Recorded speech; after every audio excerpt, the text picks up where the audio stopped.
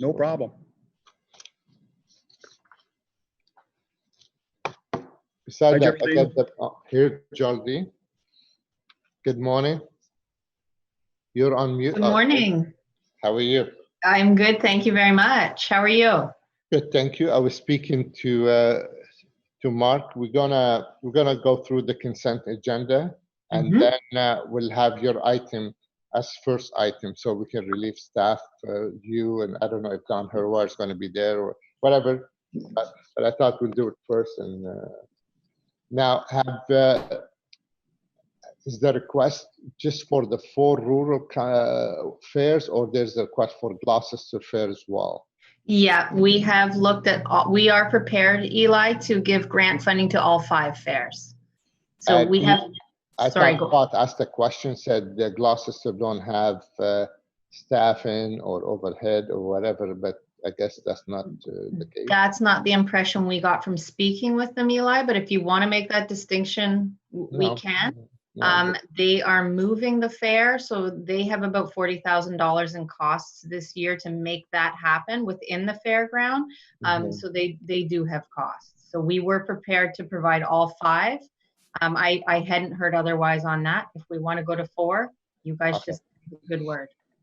No, we'll leave it there. So where they moving to? Do we know at this point? Or no? It's within the same facility. It's just a move within that the new facility. Yeah.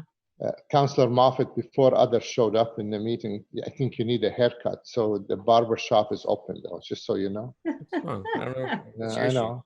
Just want you to Put it know. down like this if you want. They're open. So. Side. Yeah, Like that looks better. Oh, is that better? It is. I have to go online and make my appointments. No, you don't. If you know the person, call them and they'll take you right away. So. No, they said they're not doing online. They're not doing phone call appointments. It's online only. Maybe you go to those places, high tech or something. I just go to the normal neighborhood. I've been going to the same place since I was 11, so I don't know. Okay. So, so what's the deal with Mr. Hobbs there, Scott? Like, what's going on there? Well, I mean, that's all part of the same Fallowfield Bleaks issue, right? So he had asked a while back for the report, and I believe we sent him the report. I don't know, maybe Robin might know more. See, there's the report, but then there's the Lear stuff from before with the soils numbers. Yeah. That's all available. Excuse me, that's all available, and I'm certain we sent him that. Just to let you know, we are live. So yeah, okay. So is he asked to speak, or he just sent us his? I think the only speakers are Murray Chown, Tony Ferranda. Is Keith Yeah, but those are all on behalf of the applicant. Is that correct? No, it's not no. So it's Murray. Yeah, Murray Chown is on behalf of a landowner on Dwyer Hill. Oh, okay. Tony Ferranda is on his own behalf. He owns land east of Munster. Mark is Keith a speaker? Keith Hobbs? No, it's Michael Kavanagh. Michael Kavanagh. He's also a landowner in the east of Munster area. So that's the area that gets addressed by my motion. Well, gets looked at further by my motion. So how about if we introduce your motion first when we get to item number 5 and let them speak on both on your motion and on the 5? Yeah, so I'll do some background a bit on it because this kind of goes back to 2012, and then I'll introduce the motion, and then we'll go from there.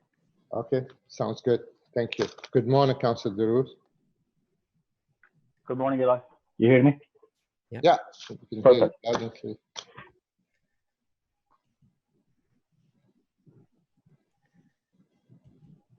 Man, I was outside for like 20 minutes. I was just fixing a couple things. It's so freaking hot. It's so hot. I can see your forehead shiny. I can see. I know. I'm sorry. I just washed my head and I was just like, still sweating like crazy. Like my house is 20 and I'm just sweating.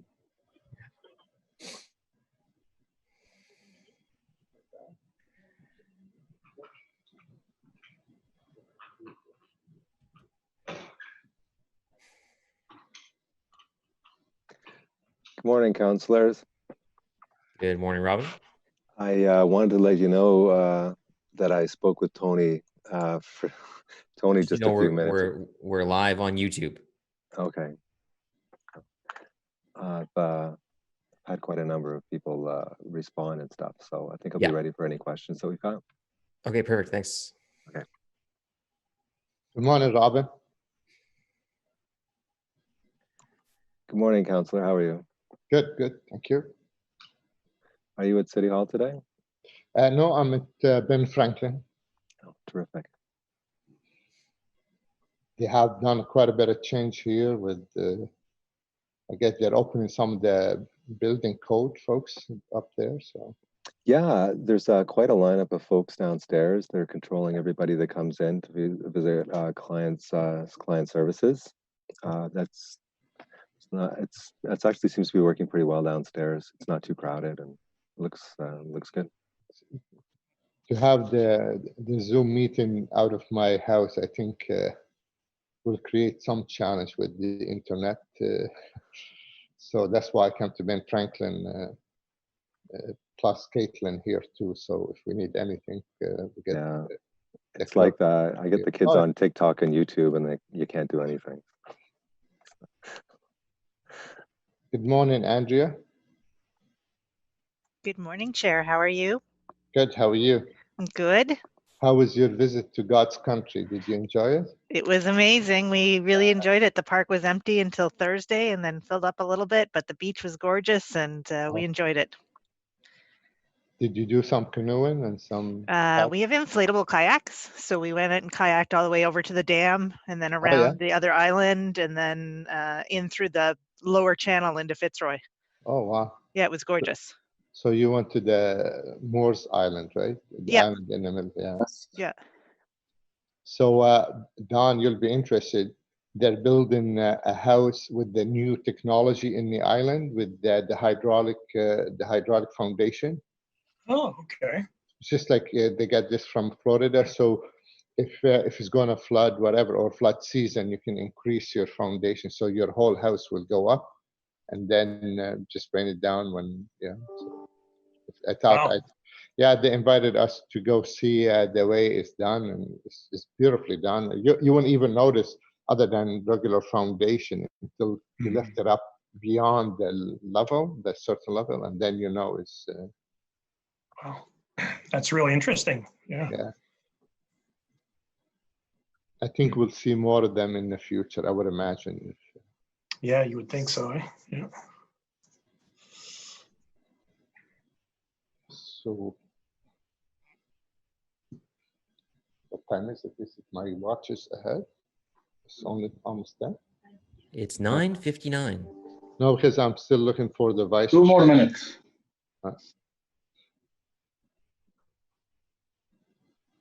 Yeah, we're still waiting for Councillor Gower and Councillor Meehan. And they all said they're coming, right? Yes.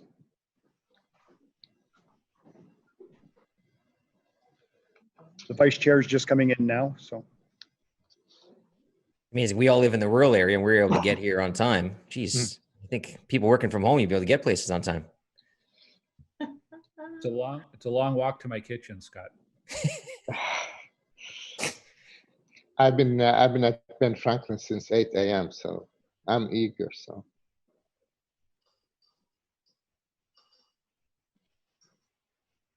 you have quorum, Chair. Okay, so and we didn't hear from Councillor Meehan if she's going to join us or not, correct? Not yet, no. Okay, we'll let you handle that part, Mark. It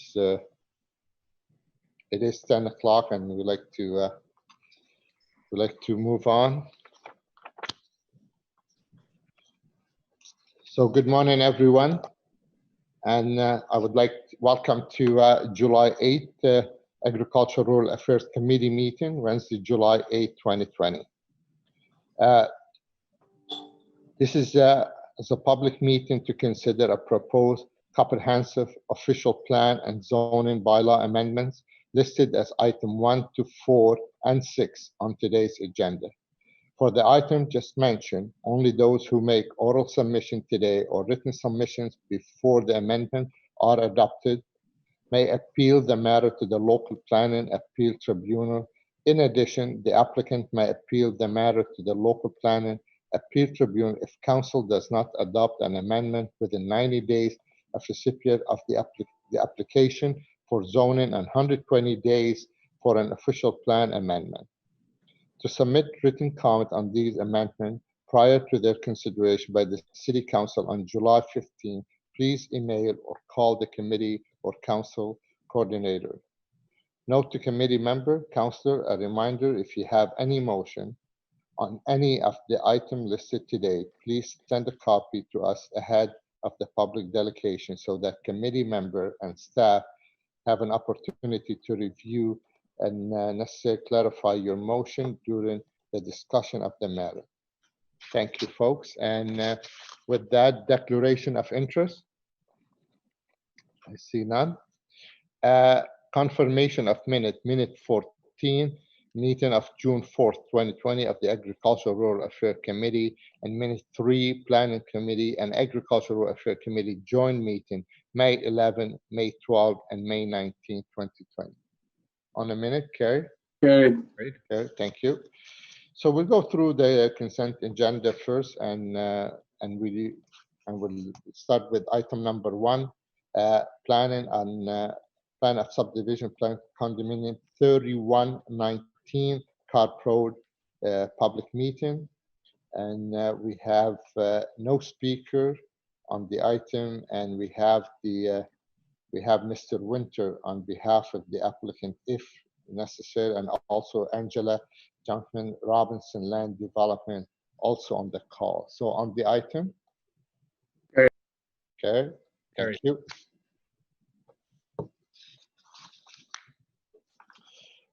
Item number 2 is a zoning bylaw amendment 4041 Moody Drive. We have no speaker on this item. And while we don't have a speaker, but we have the applicants if necessary, and that's Eric Bates from Stantec. So on item number 2. Carried. Okay, thank you. Carried. Item number 3 is a zoning bylaw amendment 2730 Goodstown Road. We have the planner with us also. There's no comment or so on item number 3, the zoning bylaw amendment. Carried. Okay, thank you. Item number 4 is official plan and zoning bylaw amendment, part of 7732 Snake Island Road. We have no speaker registered to speak. The planner is Jeff Ostafachuk, and we have the applicant, Mr. Mayor Chown, on behalf of the applicant. And also, I believe Mr. Chown doesn't need to speak if we can carry this item. On the item? Carried. Okay. Mr. Chown, you don't need to speak. Is that correct? I know Murray's somewhere, but he needs to. Yeah, Murray's there. Yeah. Okay, well, he didn't ask to speak, so I assume we're good. Item number 5, and that's follow field bleak soil study result. The planner is Robin Van Land, and so we have 3 registered to speak on this item. Mr. Mer Chow, Tony Faranda, and Michael Kavanagh. And we do, I believe, have a presentation from staff on this item. Is that correct, Mark? I didn't receive any PowerPoint or anything, no. Councillor Moffat, do you believe we need a presentation on this item to put it in context? No, I'm happy to provide the background that's necessary. That's okay. So we're going to hold item number 5 then, because we also have a motion from Councillor Moffat. We'll introduce it when we come back to this item. Item number 6, temporary zoning bylaw amendment, outdoor commercial patios and pop-up retail stores. As you folks know, we, as a task force on the mayor's task force, we're working with our staff from the right away for those temporarily to help the local businesses to expand their patio and the retail stores as well. So this item, I believe, went to a planning committee and also coming to us. So There's no speakers on this item. So on the item 6, the temporary zoning bylaw amendment. Carried. Thank you, councillors. So we have no in-camera item. So we have other business, and that's we have a motion here by Councillor Mr. Vice Chair Gower. Councillor Gower, you have the copy of the motion. I do. Motion will be up in a second. Okay, I have it on my screen as well. This is on rural affairs. I'll wait for it to come up on the screen.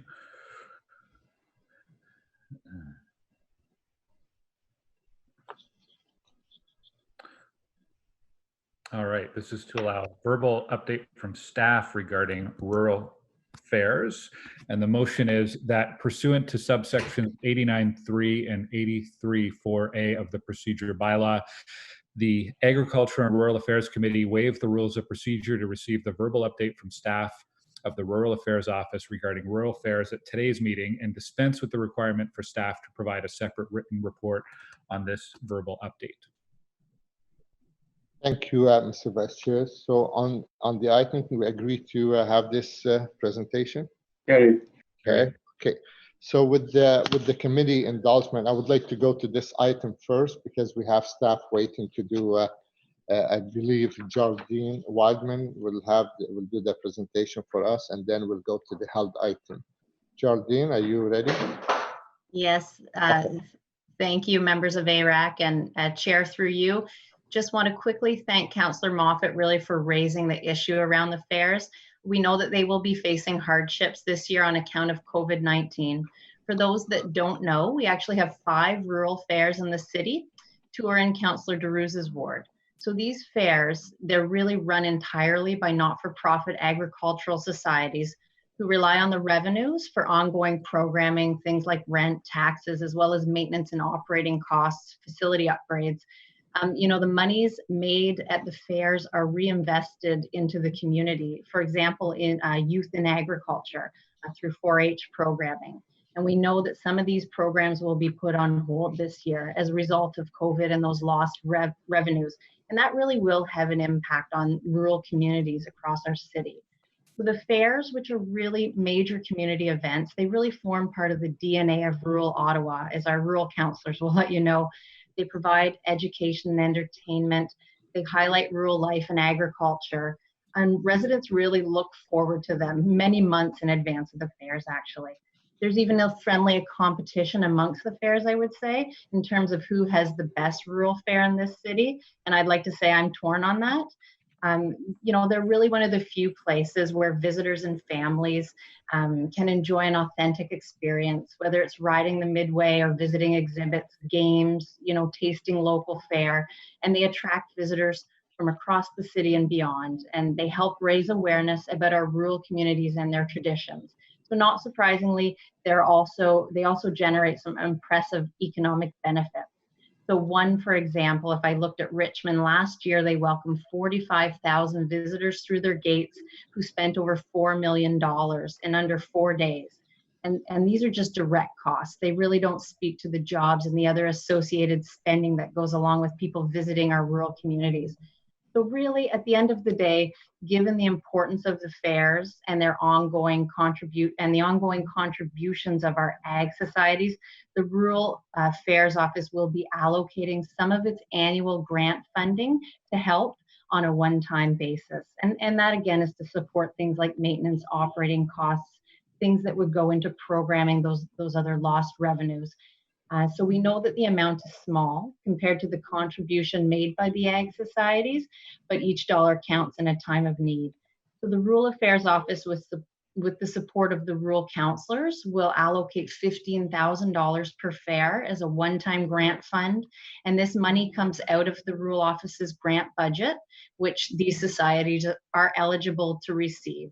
And this year the grant is undersubscribed, and we think that's because of the circumstances we're under with COVID and some of those community groups not coming forward with projects this year, making this contribution all more possible. So I would just in closing like to thank the rural councillors for their support, and we hope to see the rural fairs return to full capacity next year.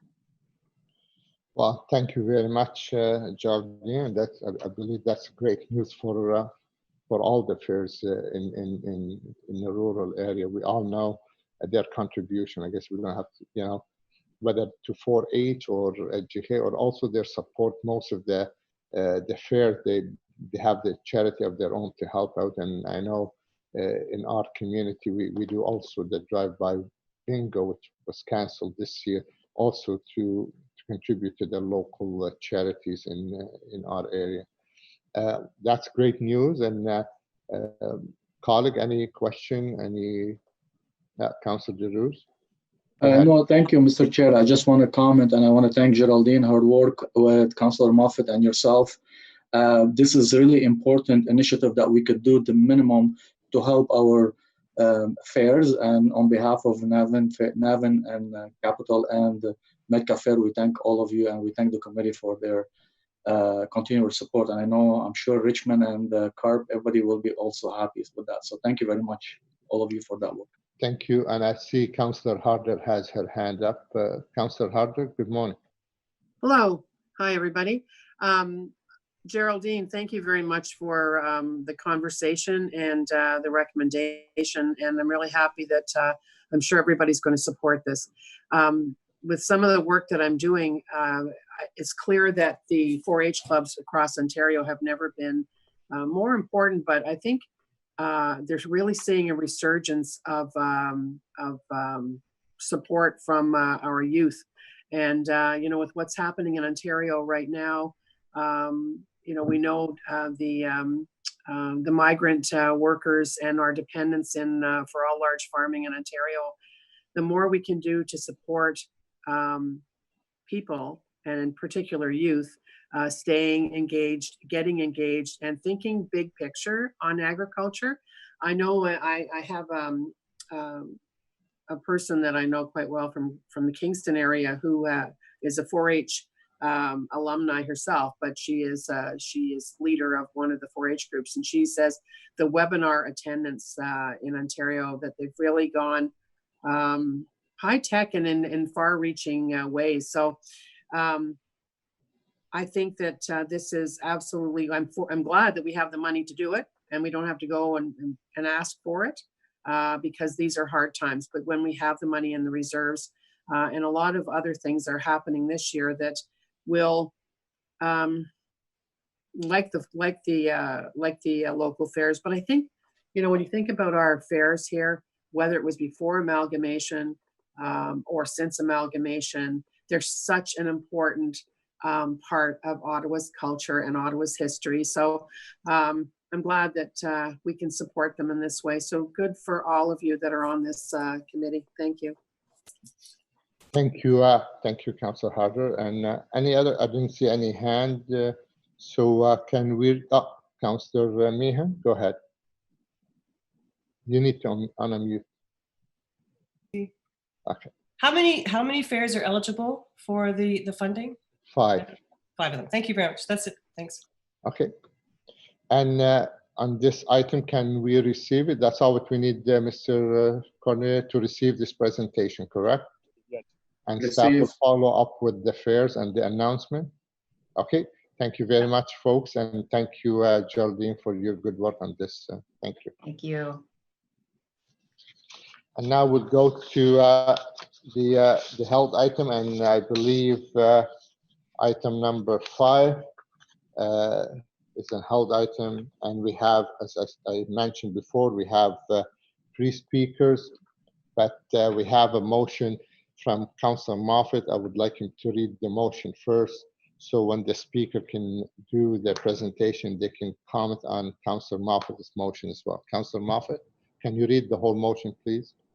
I will. I'll just give a bit of, the background's a little bit in the motion, but I'll give a bit more as well. So as some members of the committee might recall, that this discussion stems from the Lear update that we approved in 2016, which started in 2012. If you go back to the 1990s, there was a pocket of land around Munster that rose to the top of the Lear at that time, and that when the regional municipality of Ottawa Carleton did their review, it wasn't approved at that time because the sense in the area was that that land actually wasn't prime agricultural land. It was quite marginal. You know, the farming history on roads like Mansfield will tell you that the story that it's relatively marginal lands. We come back and we do the Lear update in 2016, and these lands also rise to the top. So instead of just making a decision on it at that time and casting it aside, myself and Bruce Finley, who had worked closely on the Lear for those 4 years, and he just recently retired. All the best to Bruce. We decided that we would take a more in-depth look at these lands in the Bleaks and Fallowfield area. And it's really two pockets of land, both east and west of Munster. So the study that was done ended up reaffirming the agricultural capability of the land. But I'll read the motion, and I'll just explain why this motion is important right now. So whereas staff were directed by motion in November 2016, to engage a professional agrologist to undertake a soil survey of the lands proposed to be designated agricultural resource area on Schedule R6 contained in Document 1 to report ACS 2016 PIE PGM 0183, Official Plan Amendment 2016, in order to confirm or update the soils mapping for the purpose of the city's Lear. And whereas said report, or this report, Fallowfield Bleaks soil study results detailed the result of the requested soil survey, and whereas the results of the study reaffirmed the agricultural capability of much of the land on R6 and in the agricultural resource area designation, and whereas there was only one parcel of land, 2394 Dwyer Hill Road, document 5 attached, that staff are recommending should be returned to a general rural area designation, and whereas the landowners for the land south of Fallowfield Road and north of Bleaks between Conley and Munster Roads, so east of the village of Munster, as identified in document 4, continue to have questions on the Lear scoring in this area and the subsequent designation proposed. Therefore, be it resolved that Agricultural Rural Affairs Committee recommend that Council designate land at 2394 Dwyer Hill Road as general rural in the new official plan, and be it further resolved that Agricultural Rural Affairs Committee recommend that Council direct staff in planning, infrastructure, and economic development, engage a third-party professional agrologist to undertake a peer review of the city's soil analysis and any additional information made available for the land south of Fallowfield Road and north of Bleaks Road between Conley and Munster Roads, as identified on document 4, in order to confirm or update the soils mapping for the purpose of the city's Lear and report back to committee by Q4 of 2020. The reason why I'm asking for this third-party review is that from 2012 on, we've had multiple applications on soils in this city. And every one of them, all through the Lear and the different reports that we've had on Barnesdale lands, on the Wall Road lands, they all come down to two agrologists. And the one that the city uses and the one that gets used for all the appeals. And they're always at odds with each other, it seems. They never come to the same page when it comes to the Lear scoring as it pertains to certain lands. In this case, we have it right before us today. The rest of the lands were scored and are confirmed as agricultural resource area. One property owner went and got the other guy, and that's 2394 Dwyer Hill Road. And now we're going to flip that from agricultural resource area to general rural, which I don't oppose. But I'm saying that reality gives me pause through this process, and it doesn't give me the confidence that council is going to make the right decision on these lands. That third-party review, which will be neither of these two individuals, would give me a bit more certainty as to what I'm looking for in order to be comfortable with the scoring of these lands. It also provides a bit more time for the residents themselves who were relying on this study before they move forward. So it gives us a bit more time to come back in the fourth quarter of this year to look at this a bit more in depth, take a set of fresh eyes at it, and come back before we make a final decision on these lands. Okay. Well, thank you very much, Councillor. Just a reminder, Councillor Moffat, in 2012, Lear, right across the city, add more to the agricultural land. Is that correct? Like they added about 1,200 hectare more? That's right. So, and there's some interesting numbers on that. So when it came to when we approved the LEAR in 2016 and we made the changes to the agricultural resource area in the general rural area, we added more to the agricultural resource area than we took away. So there was an increase in land. If you look at the actual farming numbers, there's a reduction in the total number of farms. That's just because modern farming has changed the way things are. But there's more farmland designated through the LEAR. Okay, thank you very much. So with that, any staff need to comment now, or we can go to the presenters and hear from them first, and then we can ask staff after. Robin, are you good to go now? Yeah. Okay. So we start with Mr. Murray Chown. Murray, you have 5 minutes, sir, to speak to the committee. Thank you very much, Mr. Chairman. And I'm wondering if staff could put Councillor Moffat's back up on the screen for me, because I want to speak directly to it if I could. You're talking about Councillor Moffat's motion? Yes. Okay.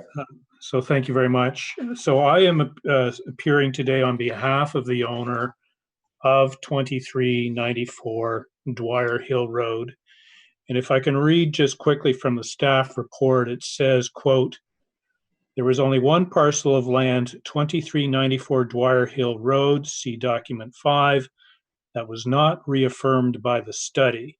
Staff agree that this parcel should be returned to a general rural area designation."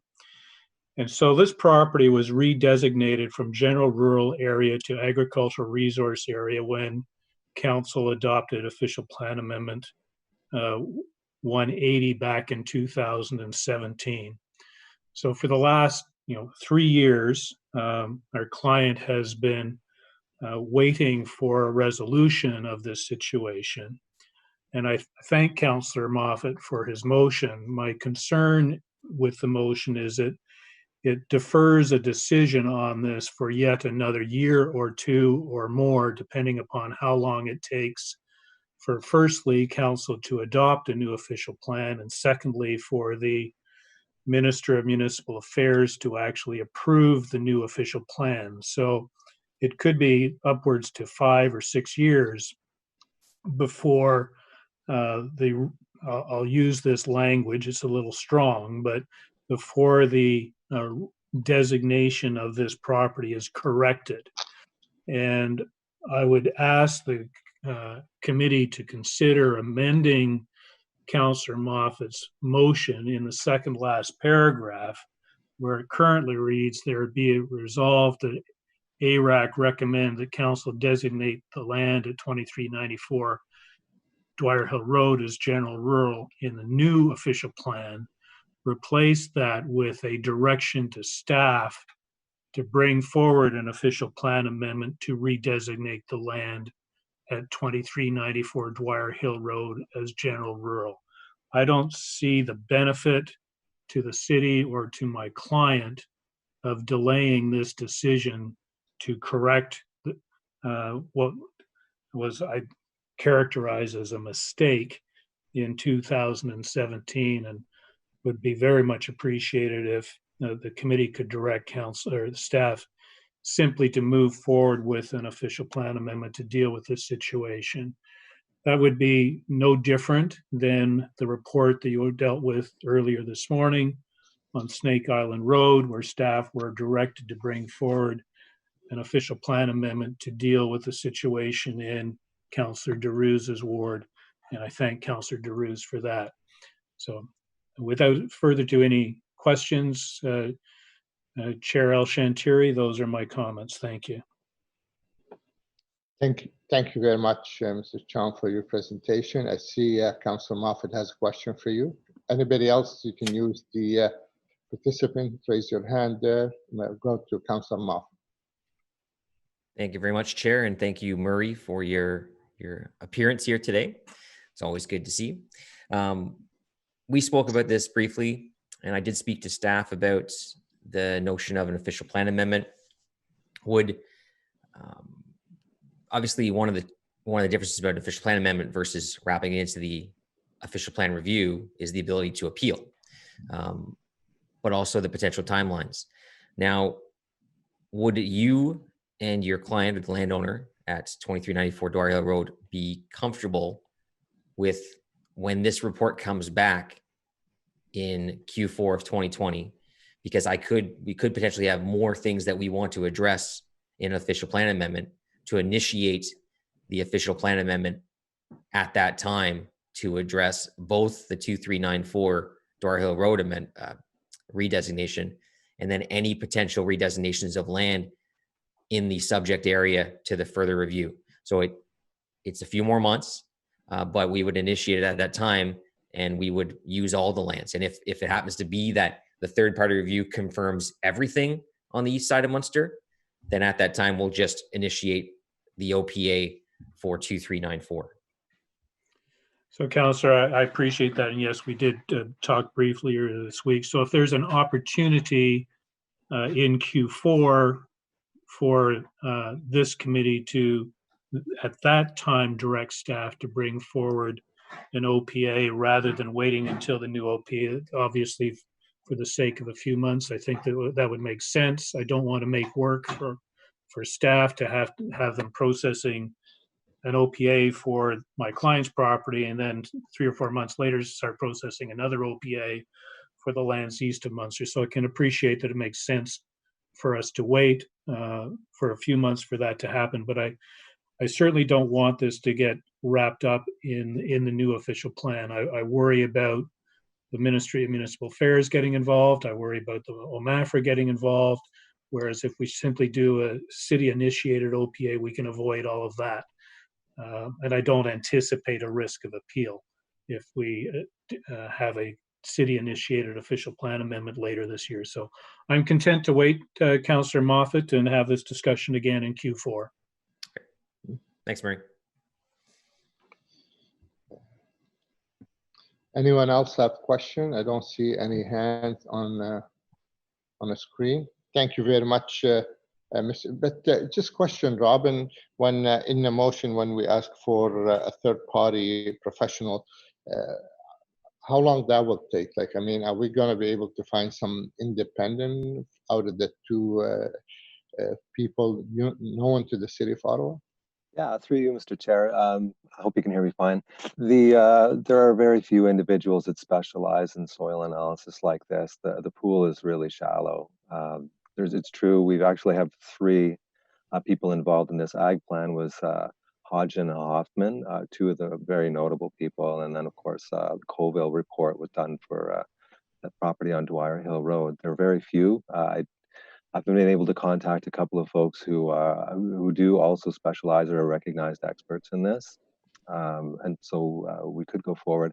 I think one thing I wanted to remind you of that this is a LEAR. It's not just soil analysis. When we talk about land evaluation and area review, and in the case of the Dwyer Hill Road lands, we had, and in fact, the motion in 2016 really related to the land evaluation component not being correct. So I think when we come forward with a consultant, we'd be looking at the land evaluation component, the area review, which is another component of LEAR, is something that we had not contemplated redoing, and that's in fact the reason that we staff decided that we would try to roll the Dwyer Hill property into the official plan review.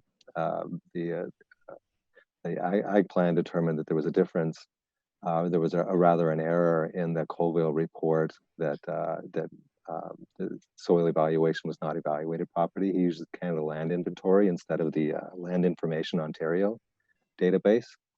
But in the end, it was an area review component that decided us to take those lands out. So I just want to make sure that we understand that there's 2 really important components to this. If we're doing forward of the motion that's only related to land evaluation, that's what you're going to get. Okay. All right. Thank you, Robin. That's good clarification. I see Councillor DeRose raise his hand. Councillor DeRose. Thank you, Mr. Chair. I just want to make a brief comment because earlier Murray was not available when Snake Island file came up. I just want to thank Murray for working with our Osgood Care Center for facilitating this official plan amendment. And I also want to thank Mr. Willis, of course, that him and his team, Adam Brown, and the planner, Jeff Osuchuk, because they work very hard around it was very hard file, and I appreciate all the work that done behind the scene between staff and Mr. Shaw and of course our general manager of planning and agricultural affairs committee, because I know Scott has been supportive, and I'm sure yourself, Mr. Chair, and all the ARAC member. This is just a piece of land that, unfortunately, when they built Osgood Care Center, Councilor Beirut, you don't have to go there. You just want to say thank you because we carried the item, so we're not going to talk about it anymore. So. Thank you, Mr. Chair. Okay. Thank you, folks. And our second presenter is Tony Ferranda. Mr. Ferranda, are you with us? I see him on the screen. Now he's gone off the screen. Tony Ferranda.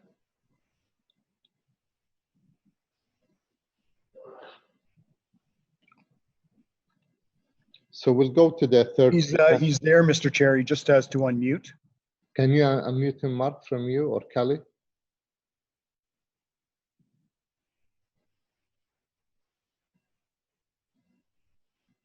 What are you doing?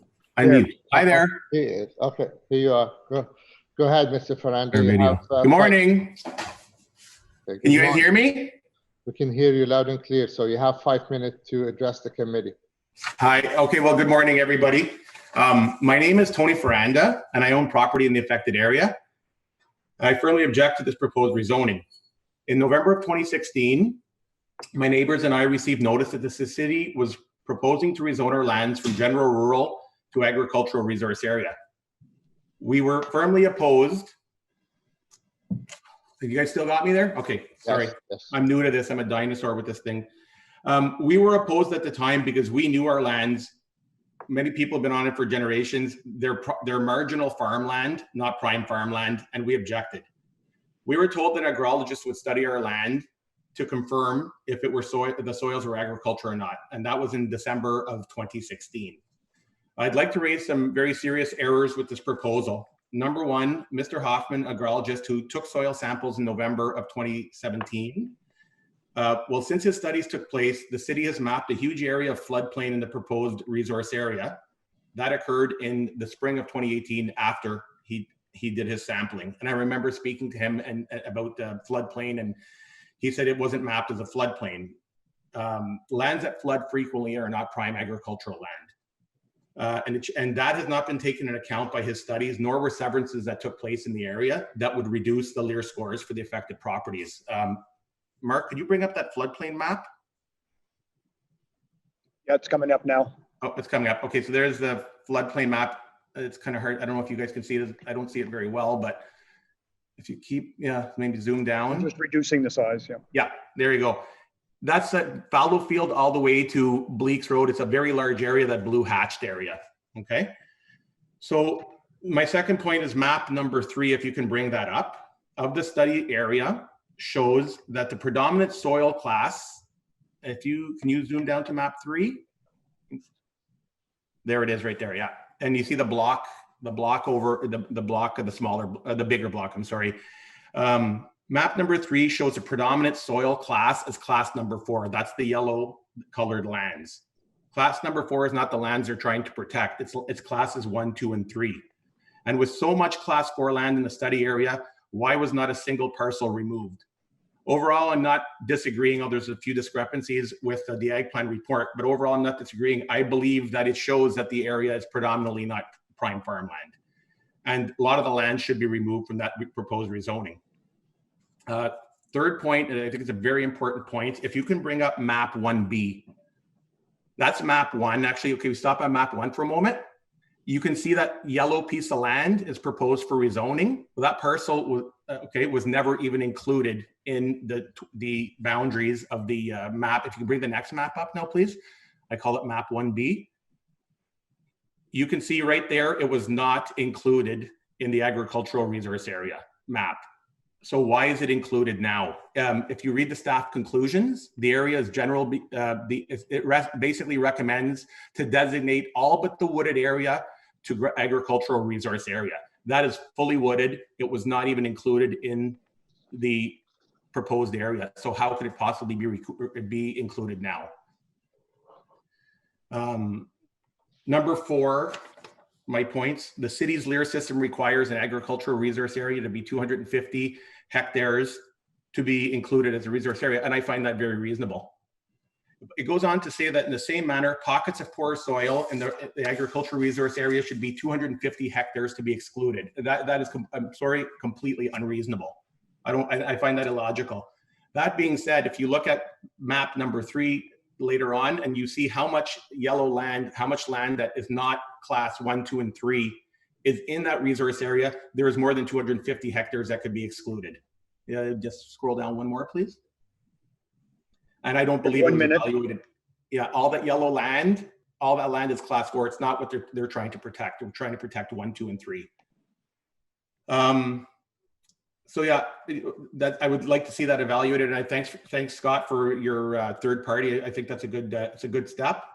The city email, which I received on June 26th to inform me about this committee meeting, states that no appeals were filed in the Fallowfield Bleak study area.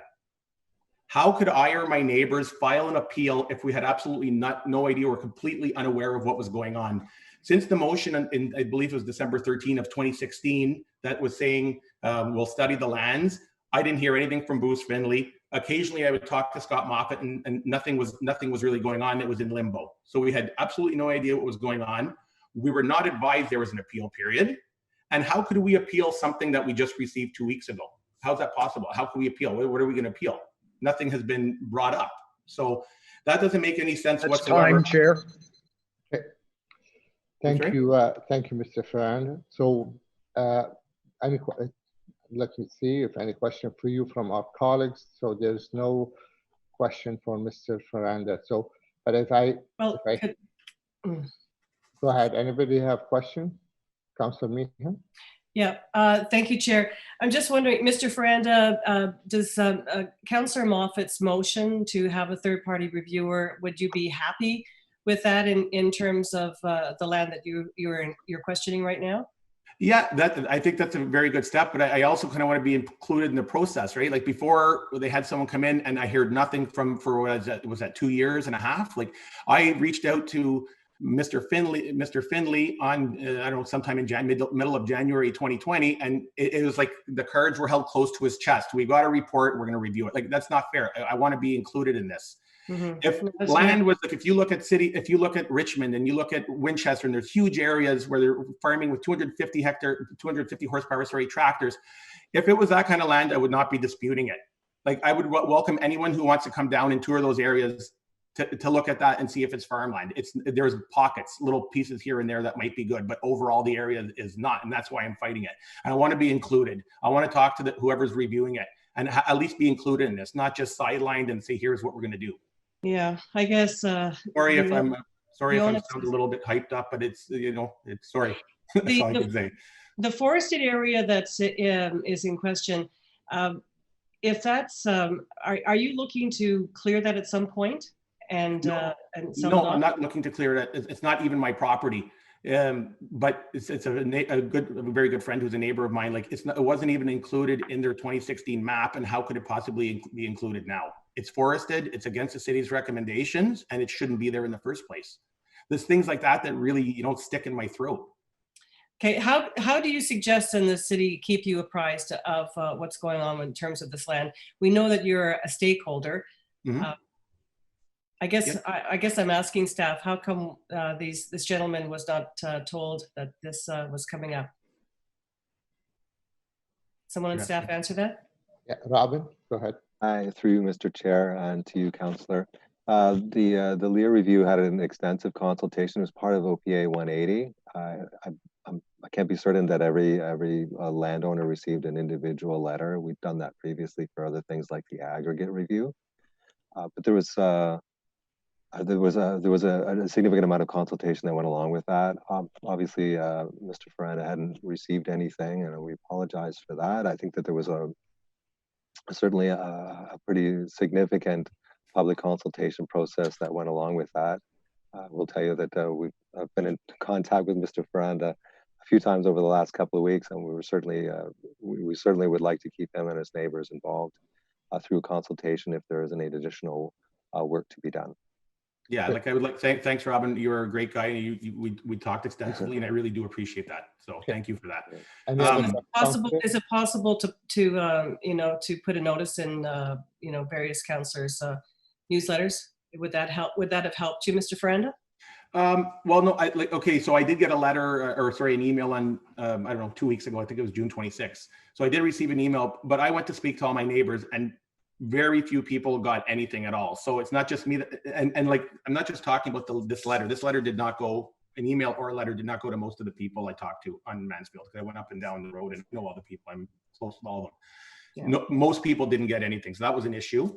And even, for instance, if you have somebody reviewing it, I would like to speak to him when he's reviewing my land and bring him, whoever the third party agrologist is, and bring him my points and show and point those to him, because if they don't know that there's a floodplain, they don't know that there's severances, well, how can they possibly evaluate the property correctly?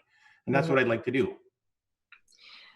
Well, I don't understand why, if you've been told about the LEAR and you know that, why an email can't go out at least a month or two before a meeting like this to everybody. It's you can use the technology, I would think. We'll leave I'm not with staff on that, okay? I got the email, but most of the neighbors didn't. And from December of 2016 to 2 weeks ago, we heard nothing. Like, that's not fair. It's not right. Sorry. No, I guess as councillors, can we discuss that, how that we could prevent this from happening in the future? Okay. All right, Councillor. Thank you very much. We have Councillor Moffat now speaking. Yeah, so I don't necessarily have a question for Tony. Thanks, Tony, for being here. Obviously, you and me have discussed this quite a lot in the last 4 or 5 years. Just really on the process over the last several months, Bruce and I had discussed this back in the fall. I had raised my desire to hold off and bringing the report forward to committee until we could get together, discuss it further, and then actually have a meeting with residents that we would invite residents to. Ideally, I was looking at, you can amphib with all this too if you want, but you can. I was looking at holding a meeting over at the Goulburn Town Hall, which is close to these residents. Of course, that bled into January, February, which then bled into COVID. So we missed our window. Bottom line is we missed our window. I would have preferred a much more direct conversation with all the landowners together before coming forward to this meeting. I did talk to Tony a while back about that. And I think Tony is a type of individual that can speak quite well for his neighbors as well. So I know that if I'm talking to Tony, I'm generally talking to more than just one person, because he embodies a lot of what his neighbors would feel. So obviously we come forward to this, and now we have the motion to provide some further review, which gives us some more time and also gives residents like Mr. Ferranda some time to review it himself with an agrologist. But yeah, it's less than ideal, the entire process, because of what COVID kind of jumped in on us at. Again, full intention was to have a public meeting with residents before it came to ERIC. Yeah, Scott, I agree with that. Like what you said pretty much embodies it in a nutshell. Like there was, and I understand COVID-19 screws things up, unfortunately, but like a public meeting and say, this is what this is what we think the next step is. We sit down, we talk about it. That's what I would have liked. I understand maybe it can't happen right now, but hopefully in the near future it can, because otherwise people feel like it was just like a process that just bypassed them. It just happens, and you follow. And you basically embodied what I said. Yes, I'd like to meet and sit down and talk and discuss it, and hopefully we can at a later date when the COVID-19 clears up. Okay, thank you, Mr. Ferranda, and thank you, colleagues. And we go to a third speaker on the item, and that's Mr. Kavanagh, Michael Kavanagh.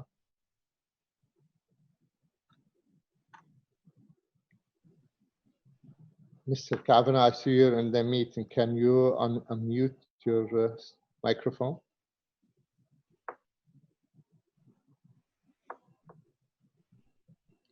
Kali, can you help me? Oh, here he is. Can you hear me now? Yes, sir. Okay, so plain and simple, the property that I live on, west half, 15 concession 7, which used to be Goulburn. It's been in the family for probably since 1920, I believe. So it was my great-grandfather, my grandfather, my father, myself. we've all either farmed it, or in my case, I've hobby farmed it. I still retain 93 acres on that property. I can take you out and show you rock right on the surface, which is just good for pasture land. Maybe half of it would be marginal at best for growing hay, but the rest is just pasture. It's not prime agricultural land. It never has been, and it never will be. So I'm just basically saying that back when Goulburn was still an entity, went to many meetings for it and for its official plan. At one time, the back of the property, the back 50 acres, was zoned as mineral aggregate. And of course, we fought that to get it zoned as marginal. So I just would like to say that I would like it to stay as marginal land, because it won't get any better unless somebody can bring in lots of fill to top it off. So it will always be marginal land. Other than that, I was disappointed that I didn't hear anything from the city about this meeting as well. I know that some of my other neighbors probably, if it was been more time, could have made time to be part of this meeting as well. So I would like to say, if there's any way possible to defer this motion until the fall and let the all the residents know exactly what is going on, because as I said, I've lived in the area for quite some time. I know the land, and I know it's not prime agricultural land. So that's basically my 2 cents. I'd like to be involved going forward as well with anything that takes place for zoning on my land. And thank you very much for your time. Thank you, Mr. Kavanagh. Any question for the presenter? I don't see any hand yet. Okay. Thank you very much, Mr. Kavanagh. Your comment noted. So now Sorry, I do want to just go ahead. I just want to confirm something with Mr. Kavanagh. Mr. Kavanagh, you still there? Yeah, I'm still here. Okay, go ahead, Scott. Mr. Kavanagh, it's Scott Moffat. I just wanted to make sure. So when you're asking for deferral into the fall, just to be clear, the motion that I'm bringing forward and that's going to be voted on today does just that. It defers any sort of decision on your lands in that area of this report, and allows for third-party review of what we've already seen brought forward in the 2 previous studies on this in 2016 and then just recently. Yeah, no, I heard you, Scott, there. I just wanted to make sure that from my perspective, everyone knew that, yes, I would be in agreement with a deferral. I would also like to know exactly where the individual did his soil testing, because like I said, 2 or 3 feet other than where he may have got his soil samples could have been entirely different. Like it's tough at best to dig post holes on my land. I can't get an auger in. I do it with a shovel and a pick, and then some of the rock at the front I can chip away to get the depth, but there's no depth there for soil at all. So thank you very much, Scott, for getting this deferred if it is going down that road. Did you have the agrologist on your land? I had given them access. I don't know if they did actually go on the back of the property. I know, talking with a gentleman I know at ProMark, he had green lighted them to come onto the property because there was no services on the back of the property. Okay. All right. Yeah. Because I know that when we did the 2016 report, there were some lands that were deemed marginal that we actually pulled out of the agricultural resource area along Mansfield Road. Backing onto Bleaks. On Mansfield Road, but the lands at the back end, but backing onto Bleaks. That was a part of a different motion, and then this would just further review the other area. So yeah, we did make some changes back there in terms of flipping some lands from agricultural resource area to general rural to better recognize what they are. This review was just to sort of say this entire area is questionable as to whether it should be agricultural resource area. So that's what we hopefully can nail down a bit further. Scott, it's Carol Ann. How wide an area do you want the independent agrologist to look at? And how many homeowners would be affected if by this? If you look at the reports, in the report, there's an R6 map. It just says Schedule R6. There are 2 plots of land. One is east of the Village of Munster. One is west of the Village of Munster.